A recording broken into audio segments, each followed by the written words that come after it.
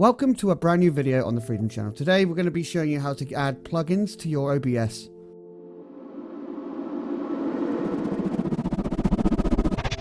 So I'll put a link in the description of this OBS shade filter.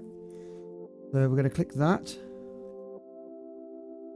And then we're going to go over here and we're going to go OBS shade filters win.zip. And we're going to install that. So at the moment here, we've got just basic normal filters, but with the enhanced filter plugin we've got, you can add more things in. So let's go down to download, OBS shade filter. And you've got OBS.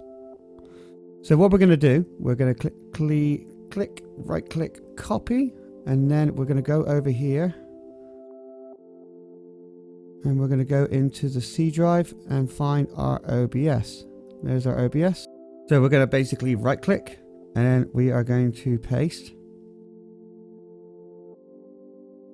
Place files and destination. Continue.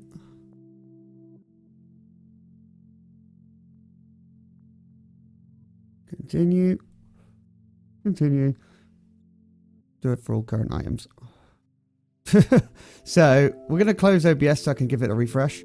Alright, so now we've got everything all set, and let me just kind of shrink my camera so you can see a bit more. Over here we've got your effects, and now since we've added that plugin, you can go to user defined shader. And the first thing we're going to do is go to load shader text from file. Now you're going to see it blank like that, and that's okay. So we're going to click the shader text file. Now, I don't know how to do the effects thing, but I know anything that says shader files will work. So we're going to let's give VSH shader a try. So you got that VSH look, and it'll be cool for if you want to do retro stuff. And of course you got your range, noises, and anything if you want to dabble with it, which is pretty cool. You've also got your bloom shader. Yeah. And you got that nice fuzzy cell shader as well. And there's loads to like look at. Personally, I think this is a really cool tool to use if you want to get creative in your videos. Also, if you want to use this rainbow shader, now some of them will have this thing that says to apply to image, so make sure you do that. Frost glass shader, what? So we can have that kind of frost glass shader if you want to do a Christmas thing.